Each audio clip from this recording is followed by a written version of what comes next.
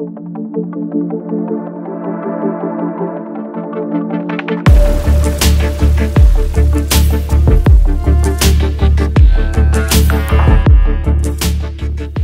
all the different social, political, economic issues of our time. 2020 has really been a year where Paul stepped up his game and initiated a few different projects. He's got a new podcast. He's active on social media. He's really a person who is really plugged into what's happening right now. So he's got an important message for our times. It can't be ignored anymore. It's not a time to bury our heads in the sand and ignore what's going on in the world. It really is a time to get engaged in the political process. So Paul's message is much needed, very, very timely, and it will be delivered with his energetic, passionate style. So please, mate, welcome to the stage, Paul Seils.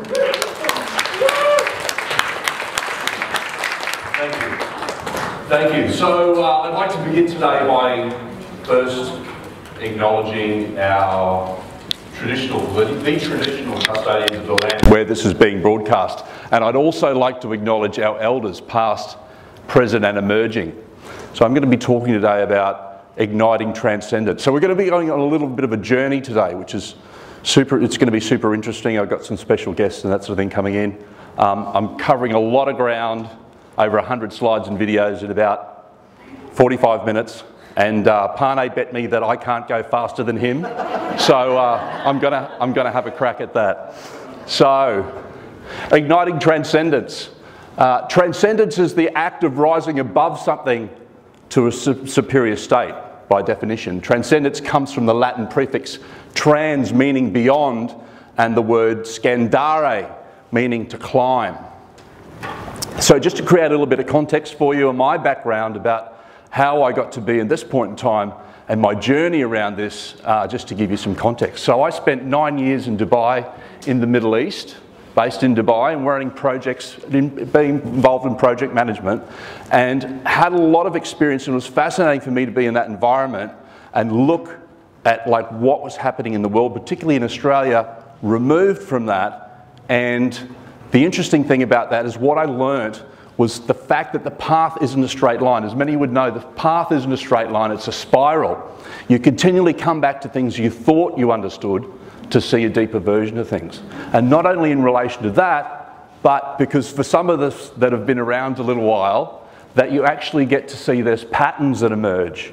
So I'm going to touch on this particular event. So it's like post 9/11, and I read this book by Scott Ritter, who wrote about the narrative and gave all the reasons why there could not possibly be any weapons of mass destruction in the Middle East. They said that they had destroyed all the weapons, that they said they have the chemical weapons had no potency anymore, and they also had the mass surveillance to be able to see all the data. They could see a packet of cigarettes on the ground and tell you what type of packet of cigarettes it is. So they had the surveillance and the technology to be able to do that. So I got involved with the Occupy movement. Does anyone remember Occupy movement when it happened in 2011, October? Yeah. So it's where the we are the 99% came from. That's where it's edged into our consciousness now, where the 99 versus the 1%. It's actually 99.9% versus the 0.01%. But that's where it came into be. So I got involved with the Occupy movement and learned a lot of things about that, including the fact of looking back in hindsight, and I'm sort of sharing some of this because it's a little bit of a precautionary tale for about what we're about to come in and experience at this point in time moving forward. And looking back on Occupy Wall Street, or the Occupy movement, which happened in 2,000 cities all over the world, which was, it was an amazing rising of consciousness, and a lot of people got inspired and got involved, and we're talking about all different things that were important to them, including world debt and genetically modified foods and water fluoridation and chemtrails and all those things. So it was multifaceted. But what we learned about that event in hindsight is, and the reason why I'm sharing this is there's also multiple agendas that are involved, and the research has shown that people like George Soros were involved with funding the Occupy movement, and through campaigns like Adbusters and the Open Society Foundation, which really it was a social engineering program So they create social engineering programs. I ran this, who knows Sacha Stone? Yes. Yeah, great. So I've got a little bit of Sacha coming up shortly as well in my presentation, but I ran this event, co-hosted this event with Sacha Stone in 2015 called Big Brother Out of Control, and we had all these people that joined us, including Paul Craig Roberts, who was the former economist under the Reagan administration, Professor Noam Chomsky, Max Igan, yeah, Foster Gamble from Thrive, Pippa King, who was a huge privacy advocate, and also Gerald Celente from Trends Research Journal. So we were talking about all these things in relation to mass surveillance, smartphone technology, mobile phones, smart televisions, all that information like 5 years ago, and trying to get the word out to share that with people. I was also involved with the 5G Crisis Summit. I don't know whether any of you got to see or watch the 5G Crisis Summit. There was like 300,000 people all around the world that joined the 5G Crisis Summit with like 40, no, maybe 50 or 60 speakers, including, again, Max Igan. It was hosted by Josh DeSalle and Saya G, and including Robert F. Kennedy Jr. and myself and a lot of other people that were talking about their concerns about 5G or electromagnetic radiation. And that's, I had been created and organised a group called Stop 5G Global for the last couple of years, and that was interviewing a lot of people. When I first heard about electromagnetic radiation and 5G, I just thought these people were a bunch of like technophobic hypochondriacs that like had like, you know, they were just like, I can't be near Wi-Fi, I can't be near power lines. I'm like just, it was a huge educational process to go through that. So we did a lot of interviews with people all over the world, including Arthur Furstenberg, who wrote the book called The Invisible Rainbow.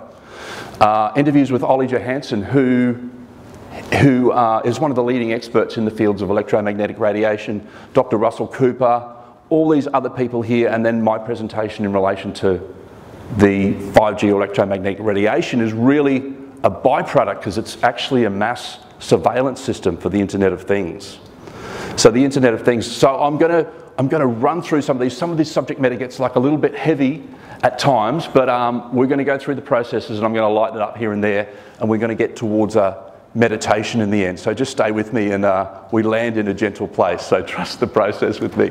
And so all these people were talking about these things, including building biologists that were talking about the rise in percentage of cancer rates and infertility and miscarriages and all that sort of stuff. So the thing is, it's still very early days and we haven't caught on it yet, but we really want to educate people about minimising electromagnetic radiation exposure as much as possible, even if it's in getting in the habit of not putting the phone near your head, not having Wi-Fi turned on when you need it, hard cabling, all those solutions that are provided. So as Anthony mentioned, we also run a podcast called Messages from the Underground. So we run across those platforms like YouTube and all the podcast platforms to educate and have conversations, have uncomfortable conversations about some of the stuff that's not being spoken about, particularly with what people are dealing with their mental health and that sort of thing that's happening at the moment. But also all the people are realising and waking up now to the fact that they cannot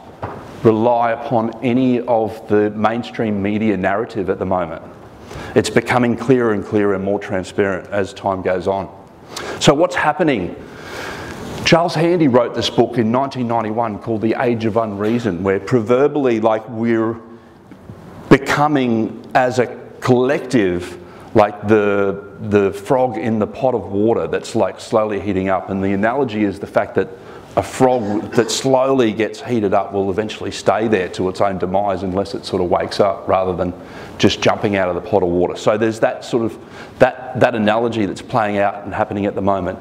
But also the people are majorly getting gas, is litten a word? Gaslighting? The gaslighting that's being carried out by the mainstream media that's exposing people to all this stuff. The separation between what's coming out at the moment is truly amazing. But that's actually how it's designed.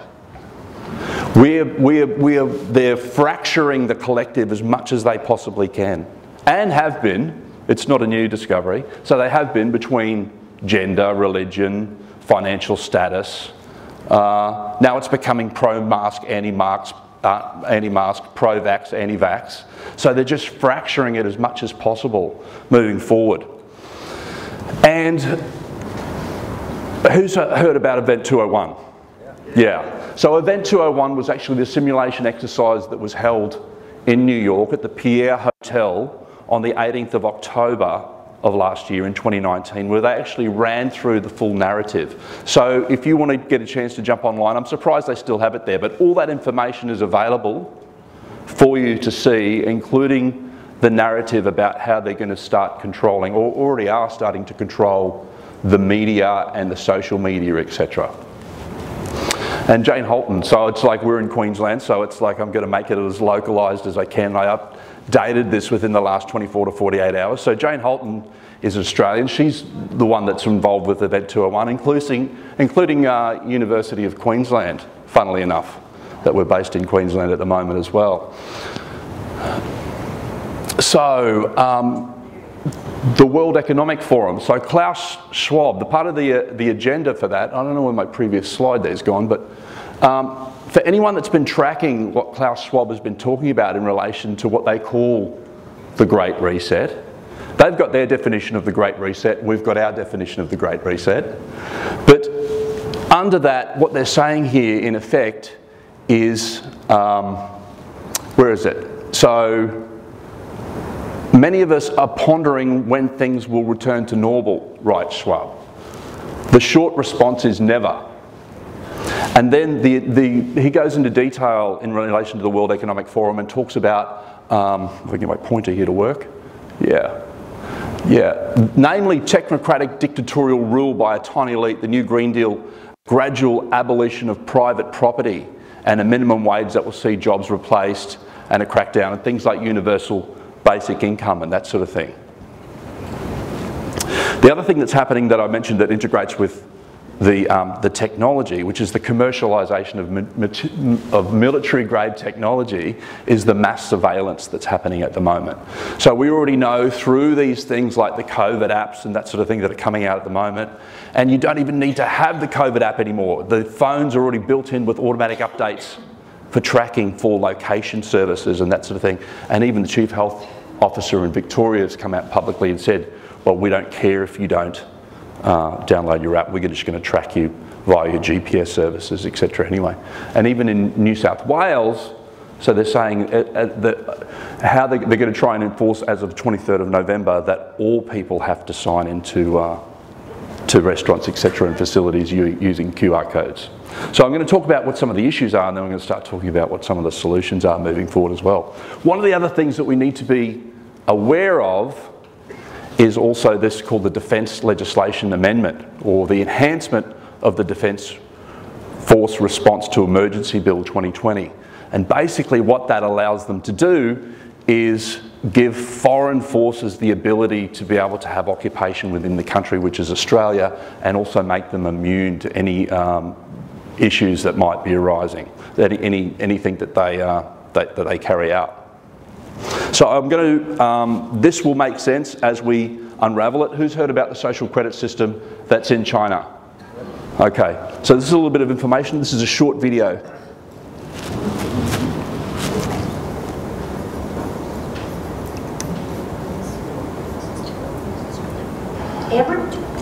Where she goes, Oakland County is followed. What she finds, how she behaves, is tracked and scored to show how responsible and trustworthy she is. It's called the social credit system, and in one version now being tested. A person's reputation is scored on a scale of 350 to 950. And how you, with a good score of 752, is okay with it. In fact, most people are. Is the mechanism like pushes you to become a better citizen? It's big data meets Big Brother, expanding how the government monitors, understands, and ultimately controls its 1.4 billion citizens. Thanks to advances in artificial intelligence and facial recognition, and a web of more than 200 million surveillance cameras. People bothered by privacy concerns? We think a lot of cameras keep the safety is really good. We can accept it. Companies are experimenting with the algorithms to help the government create the new national social credit system. The government also has pilot projects. In one, citizens are required to do hours of unpaid work to get benefits, and scores are docked for things like littering, a messy yard, gossip, even jaywalking. Video of offenders is shown on the local news.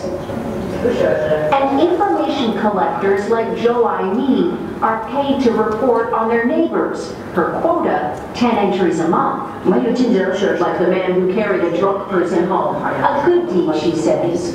Good social credit gets rewarded with perks like cheap loans and travel deals. But a bad score means public shame and worse. Huang Weijun lost a court case and didn't pay. Now he's on a government blacklist. I can't buy airplane or train tickets, he says, and the list goes on. Being discredited makes it hard to get a job or put kids in top schools. The social credit system will go nationwide next year, and few here are willing to criticize it. Something that may pose a risk itself for a bad score and the life that comes with it. Janice McIntyre, NBC News, Beijing. So that's the social credit system. Whoops, I don't know why that's, yeah, so that's the social credit, but people say that's China. But a lot of people don't realise that the social credit system has been implemented and trialled in most Western countries, including, if you read this article here, Australia has been preparing its debut to version the Chinese regime's high-tech system for monitoring and controlling its citizens. The new system on monitoring programs in Shenzhen, China, where the Chinese Communist Party is testing its social credit system. Officials of the Darwin Council travelled to Shenzhen to have a chance to see exactly what their smart technology works with before being fully rolled out. And then down the bottom there, which gets cropped, it's constructed using poles fitted with speakers, cameras and that sort of thing. So most of the Western countries already have tested and trialled these social credit systems and that sort of thing at the moment. So the irony of the fact is that we're in this lockdown at the moment and everyone's spending so much time at home or working from home and using their data, which is just completely being harvested at this point in time. So we get involved with educating people around privacy and not basically being under surveillance, which seems to be becoming more of a challenge than ever before. So, in relation to what people are doing in relation to COVID testing, etc., I don't get too much involved in conspiracy theories as such, even though that I know a lot of friends that are, but I try and stay with what's happening with the facts. But all the indications currently are at this point in time that they're actually harvesting DNA samples from people.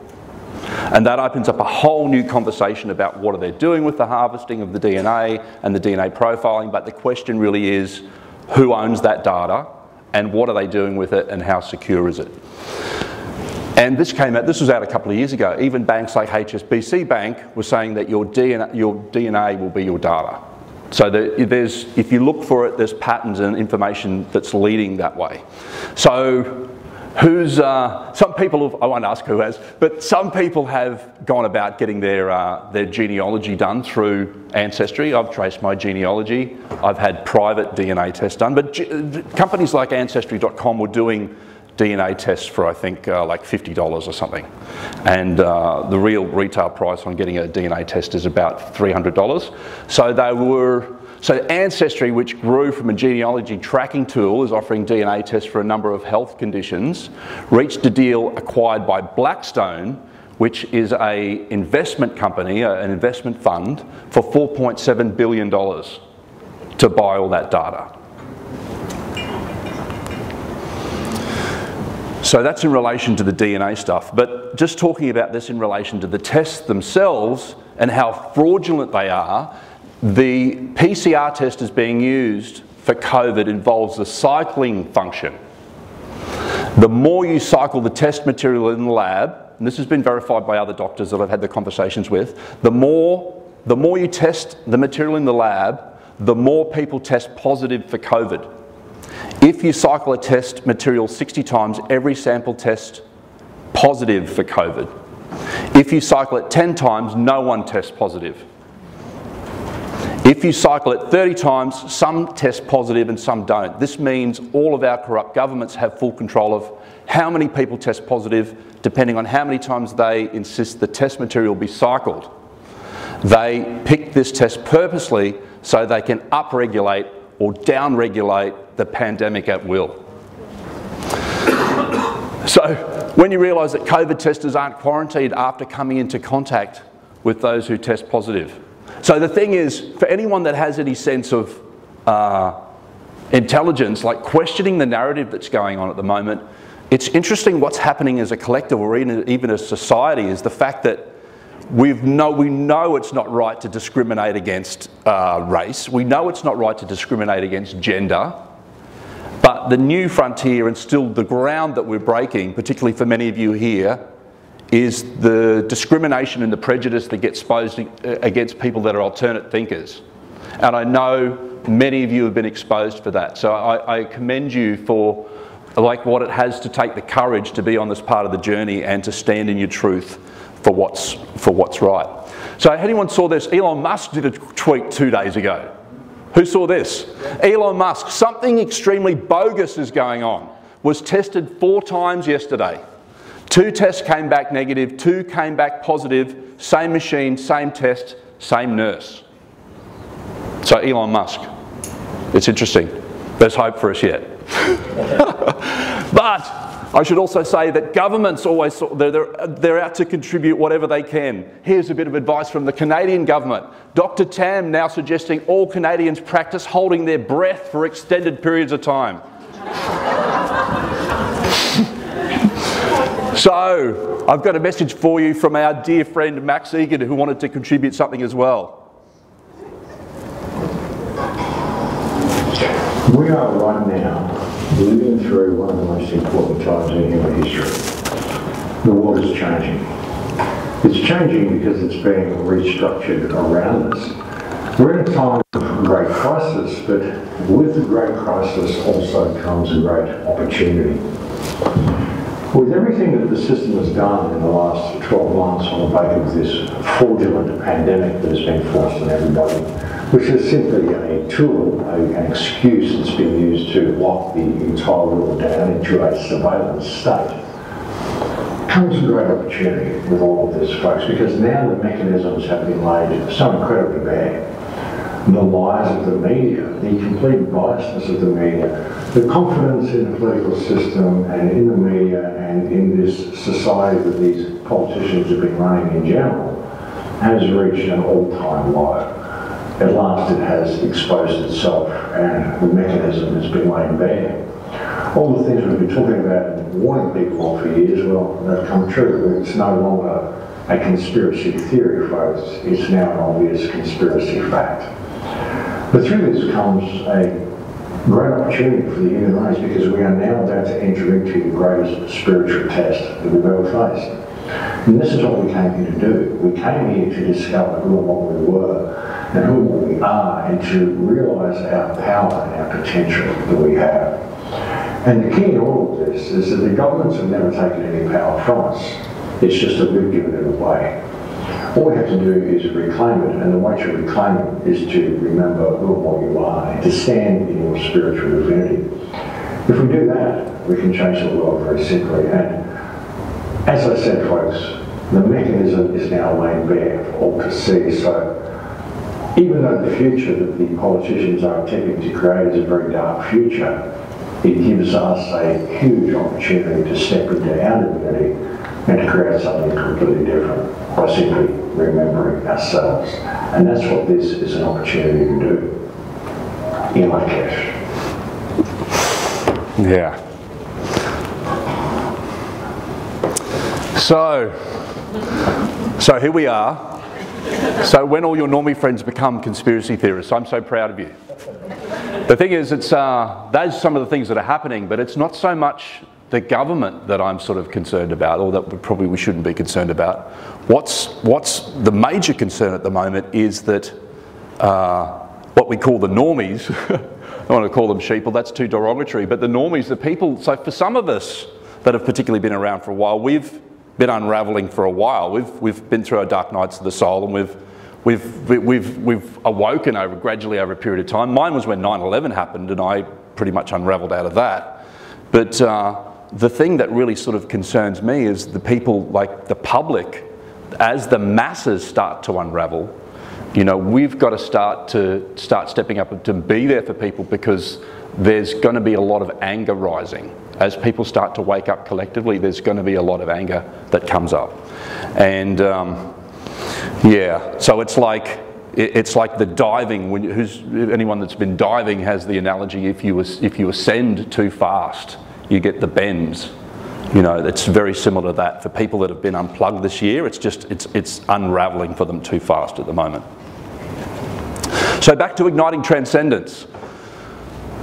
Just to create some context for people as well, and I know a lot of people I'm preaching to, or I'm having the conversation with some of you that are far more capable and experienced than I am in this area, but just maybe even also for others. So to create some context for you around that, anyone that's done any detoxification or fasting, or anyone that's had any experiences with plant medicine and that sort of thing, as well as I have had experience with plant medicine, is that if someone didn't explain to you the context that before you start fasting or when you're doing a detox, you're not going to feel really well, or that if you're doing plant medicine that you're going to be purging. If no one created that context for you and you just took the plant medicine and you wouldn't know what's happening to you. So it's creating the context for people that what we're about to experience is meant to happen and it's going to be okay. So in relation, what I mean by that is creating the presence around that. So for some of us this year particularly, we've had the experience of spending time by ourselves or with ourselves. Had the luxury of that we haven't had the luxury of doing that previously, maybe even for lifetimes.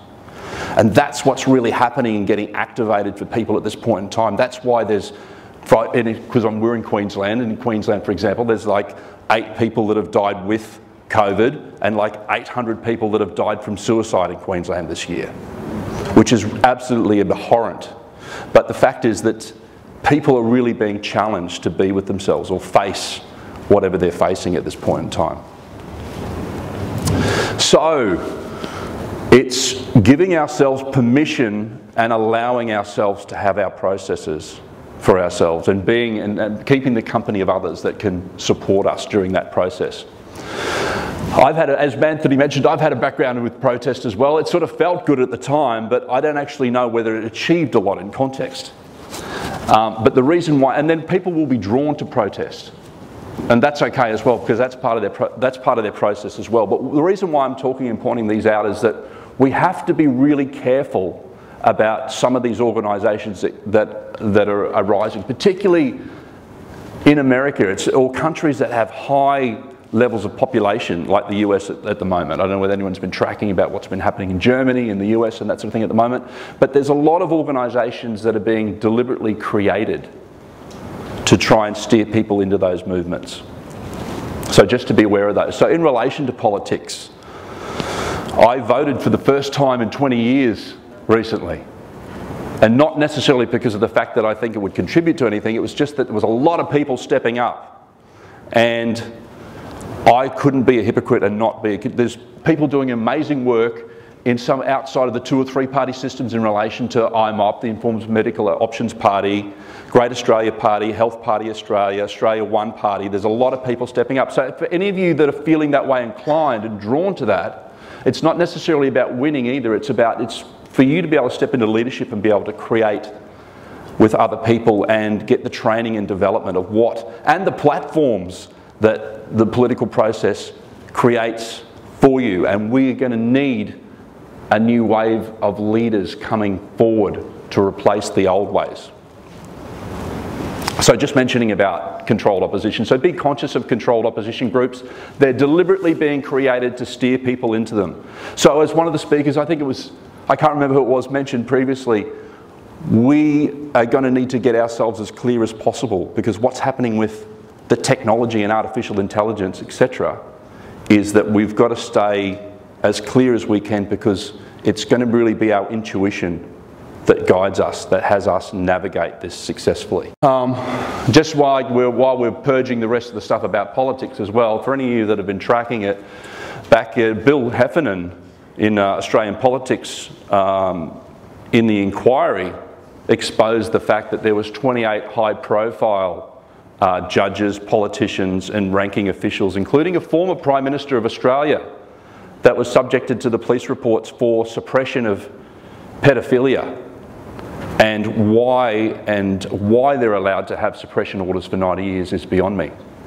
It's my grandfather went to Christian Brothers and was sexually assaulted, sexually molested, or whatever you want to call it.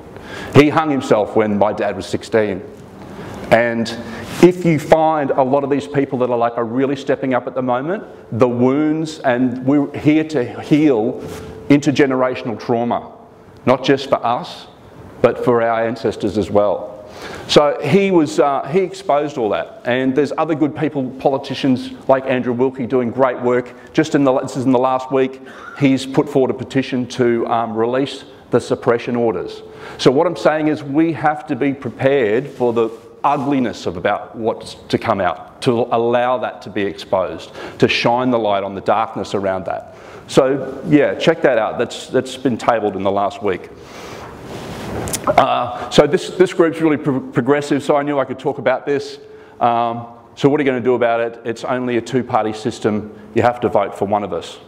And as Anthony mentioned, I've been speaking at a lot of events previously, for a long time, particularly this year, but right back as far as 2012, I think I started. And I've been speaking at a lot of events, and there's information there that suggests that some people have the theory, and we also ran a podcast on this as well, is Earth under invasion by an extraterrestrial force with human collaborators. And I've spoken to a couple of events, and one of the organisers at one of the events said, you can say the F word and you can say the C word, just don't say the A word, because it freaks people out too much. Yeah, so it's not very spiritual, but anything goes in 2020. So what I wanted to mention as well, Anthony mentioned in his amazing opening address as well, that you can get bets, you can still place bets on Trump versus Biden. That's still open, and it's open and paying 12 to 1 for anyone that's interested. So if you've got any information about that, I'll gladly share that with you as well. So health and well-being, us getting ourselves as well as we possibly can. Greg mentioned in his speech, he talked about his Buddha belly, but I actually had a literal one. I had a literal Buddha belly. But that is, people think that fat makes you fat. It's actually sugar that makes you fat. Just so much alcohol, 105 kilos, and that's me down to 85.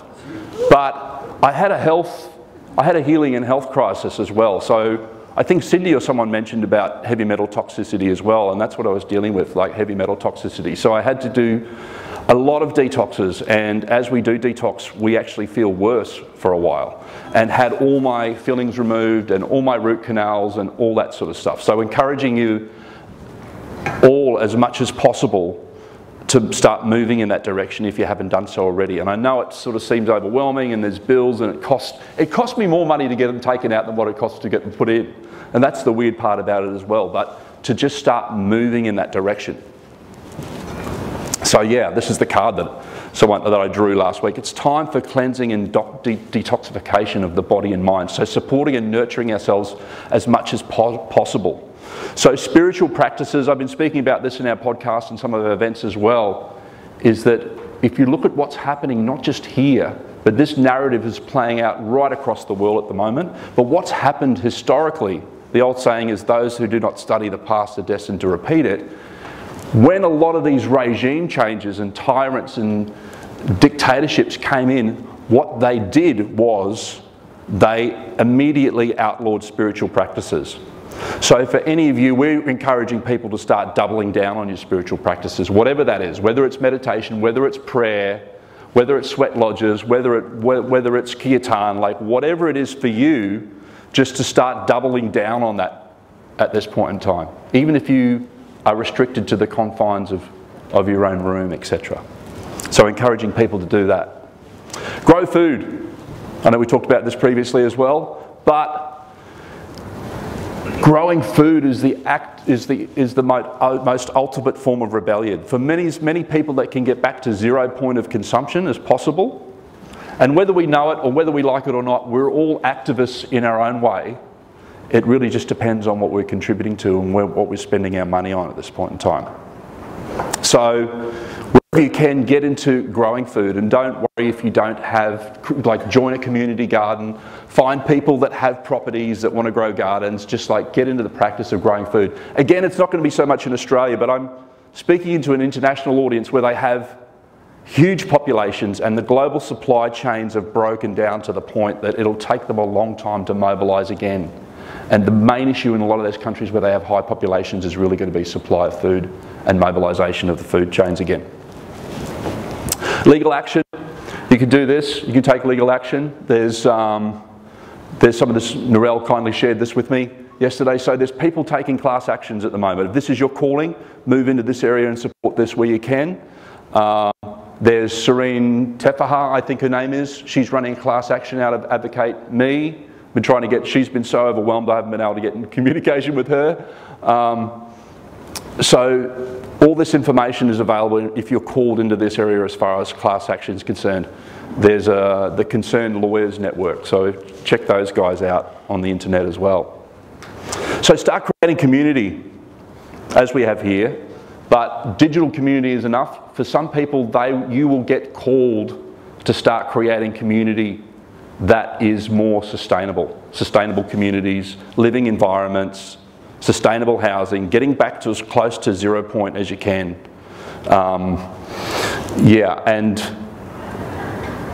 Just getting back to community as much as you possibly can. And some people will just, you know, they'll be happy in a residential area. Some people are getting called to get right off the radar altogether.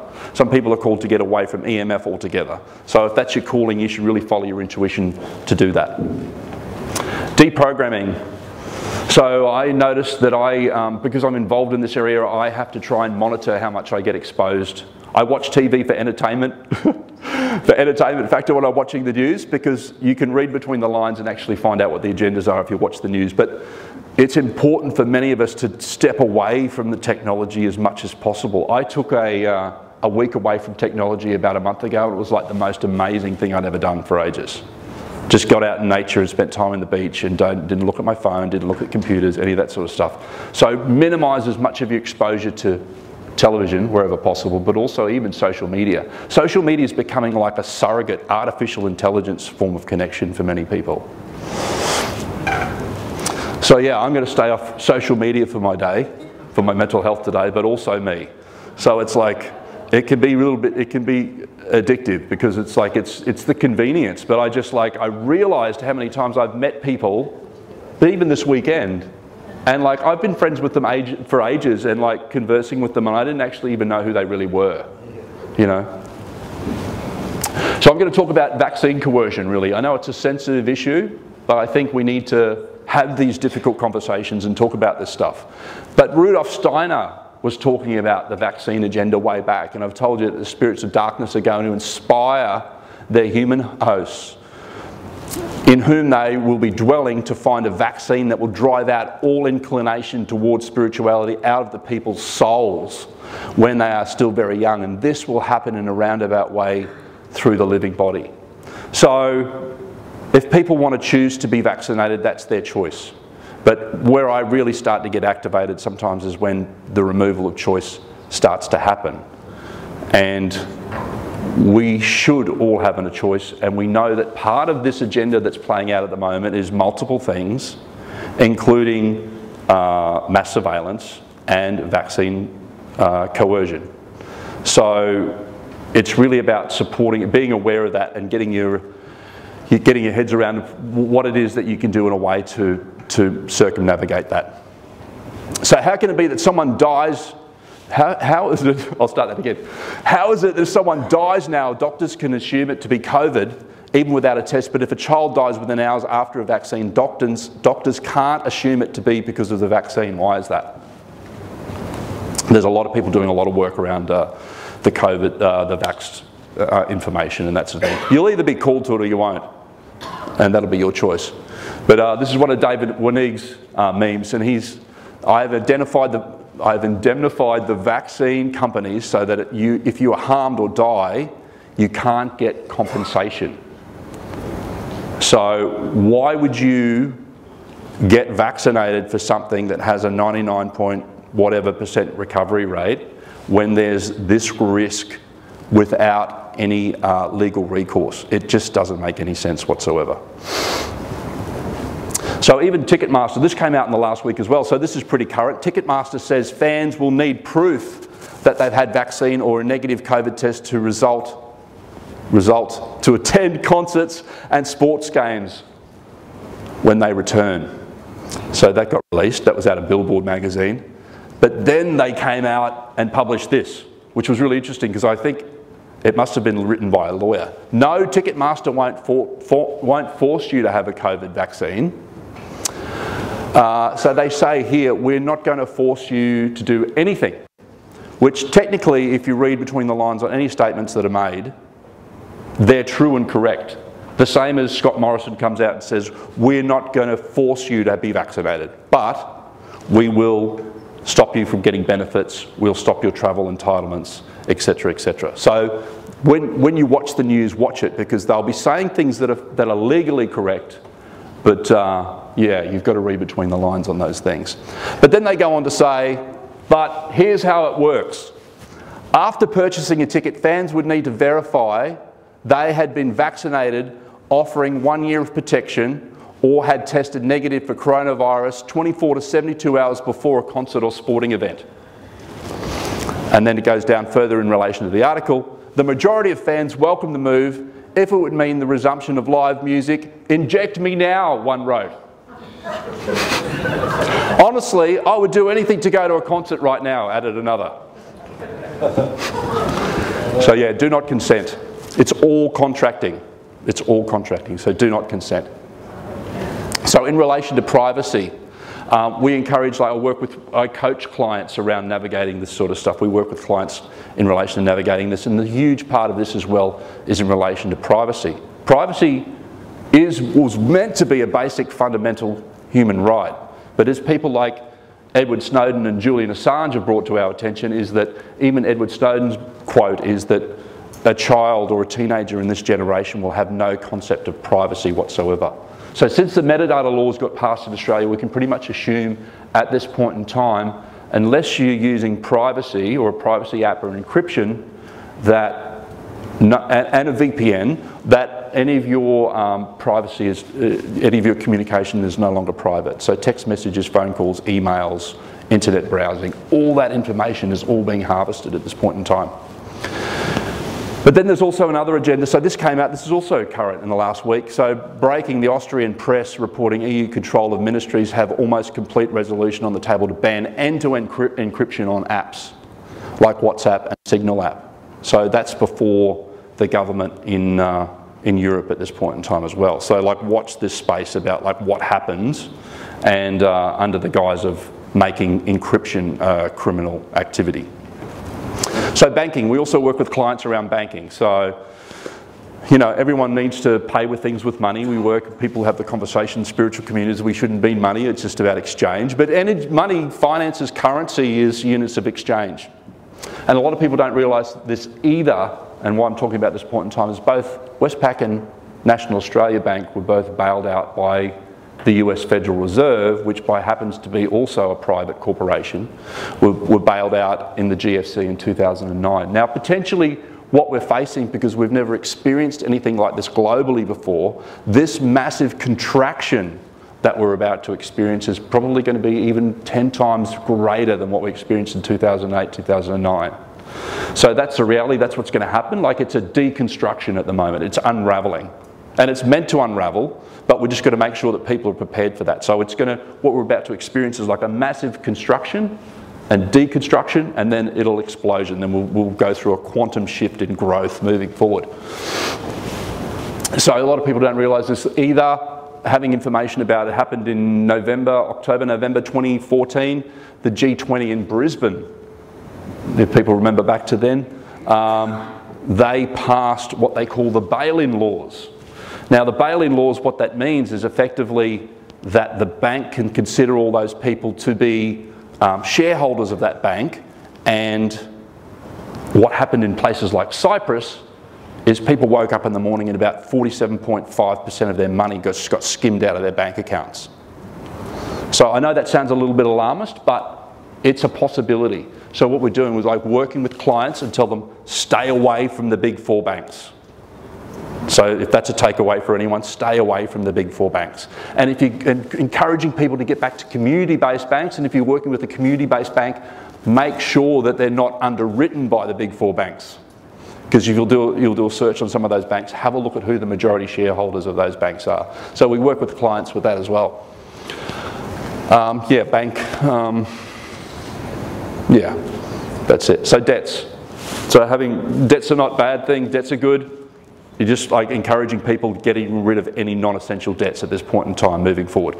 People should understand that when the Great Depression happened in 1929, it didn't happen all of a sudden. The bulk of it happened over 1929 to 1933, but lasted from 1929 to 1939. So it was over a 10-year period. And we know that their agenda is to roll towards the UN Smart City Agenda 2030. UN Agenda 2030. That's the timeline that we're currently in at the moment. So tax. Some people say tax is a 4-letter word. Some people say tax is theft. And many people that are like waking up at the moment now are going like, why am I paying tax? If my business, if my country, I should say, that was a Freudian slip, because most countries are businesses and registered corporations. If my state or my country is being closed down, why am I still paying tax? And that's an interesting question you should probably ask yourself. But some of these people in Italy had a response for their tax bills.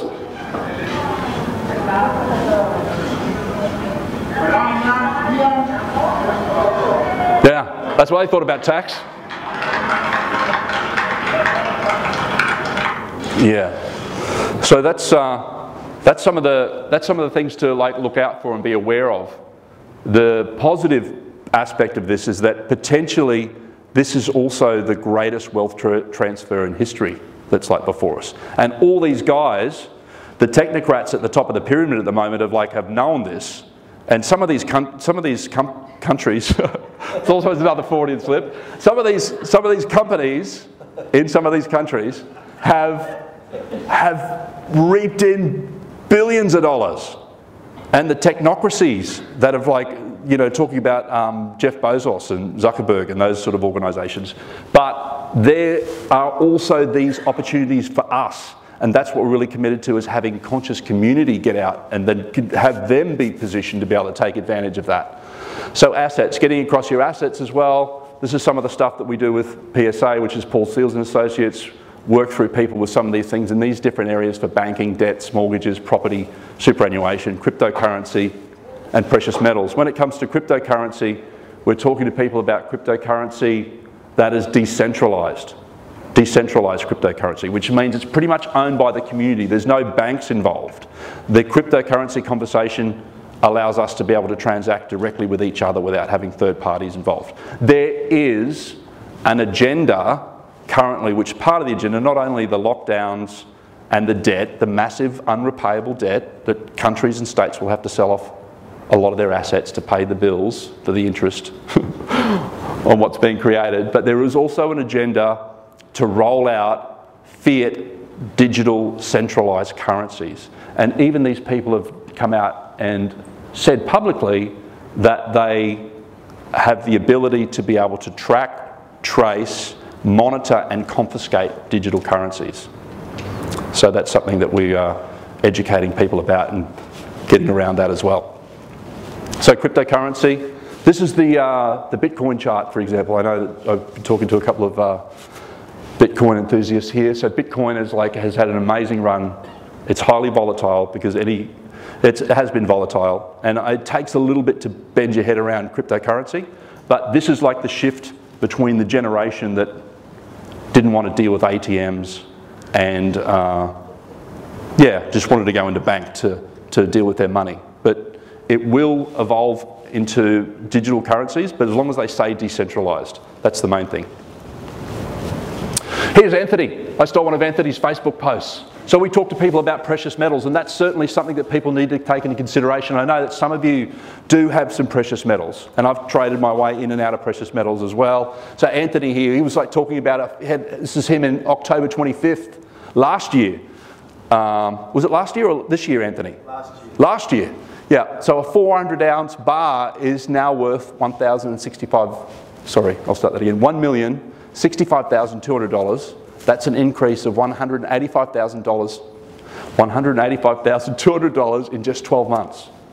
So precious metals are definitely a hedge against inflation. But the thing is, it's not necessarily the price of the metals that are going up, it's actually the devaluation of the currencies. Because what's happening is Australia will move into what they call negative interest rates, where that'll cost you money to have your money in the bank. And yeah, it's actually the devaluation of the currency that's happening at the moment. They've said that they're going to be what they call quantitative easing. Quantitative easing is basically them saying they're just going to print money and just put it type it into the computer. $100 billion for Australian economy. So inflation is really like another indirect form of taxation. Superannuation, so that's something that people need to take into consideration as well. Have a look at your super and find out where it's at. And consider getting involved with your own self-managed super. So self-managed supers is something you consider as well. People will tell you you've got to have $100,000, you've got to have $500,000 to have self-managed super. It's a load of rubbish. Some of the clients have started with whatever they've got in industry super funds, rolled it in together, and they've multiplied their superannuation by 10 times in the last 2 years. So and people can work together and create, super funds together and all sorts of stuff. That's all. You can log in and watch your super. If you've got cryptocurrency, if you've got precious metals, you can log in anytime and have a look and see where your stuff is and check it out for yourself. So yeah, that's what we do, is we help people turn anxiety into opportunity in all those areas and coaching them around privacy and banking, debts, income streams. People need to start looking at diversifying into other multiple income streams and having a look at property and yourself. Managed superannuation. So what we're doing is for people, any of the clients that are here or prospective clients, we're offering 30-minute complimentary consult calls for people. And also if you can jump online, if you go to paulseils.com, you can see our website there, and you can book in a 30-minute coaching call. So if you want to talk about coaching and what your circumstances are and how you're dealing with that, or if you want to find out how you can put 12-1 on Donald Trump still winning the election. That's not getting called by the Electoral Council until the 14th of December, by the way. And so if you want to find about that, or if you book a meeting, or if you just want to, I'll give you some $10 worth of Bitcoin or whatever to get started as well, so you can start educating yourself about that. Whoop, I think I pressed the wrong button there, Anthony. Here we go. So I know I've only got a couple of minutes left.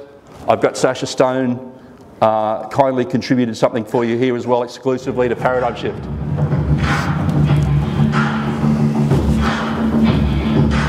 Then we'll do a short meditation.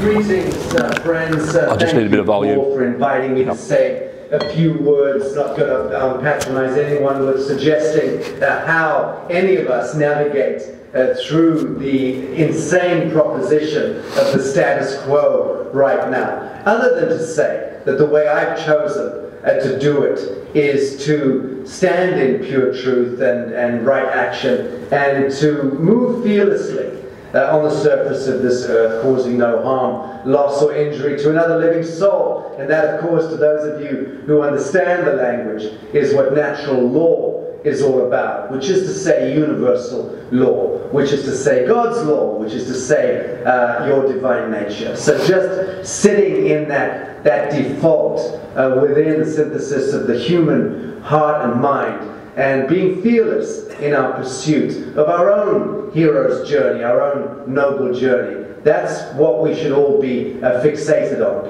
and affirming our lives with as much creativity and expansiveness as possible, constantly asking questions of the universal mind, looking out of the windows of the soul, and beholding the patterns of perfection in this world that do exist, and then accepting that when you move into coherence with divine nature, that you too become a conduit for being able to transcode those universal colors and textures and begin to anchor even more patterns of perfection to this realm. Reclaiming human dignity, reclaiming sovereignty, learning the art of telling the establishment to go and fuck itself. That is why we were born to this time, my beloved brothers and sisters. Let's get on with the sacred task in hand. God bless you.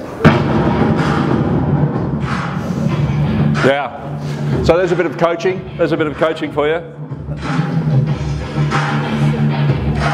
I just wanted to, as I'm going to close out, I've got another guest as well. I'm going to do a it's a quasi meditation. He's spoken word. So Max Igan and Sacha Stone and also Garrett Laporto have kindly given content for us here today for Paradigm Shift as well. I don't know whether anyone knows of Garrett Laporto. He's huge in the States, the Wayseers Manifesto, if you've seen that. But I just wanted to mention in closing as well is that there's a special date coming up. There's a special date coming up on the 21st of December 2020, and that's for the activation at Uluru. And I know there's a lot of us. Somehow I'm called to be there, not necessarily for any particular events, but to be in the proximity of that location there and to be involved with that. So I'm going to just suggest that you keep that with your prayers and with your meditations at that point in time. And yeah, you don't? Okay. Right, I've already gone way over. I've given you nearly an hour. Really? Yes. Okay. Really? No problem. Okay, so I just wanted to acknowledge all of you. Thank you for being here and thank you for your time. Cheers.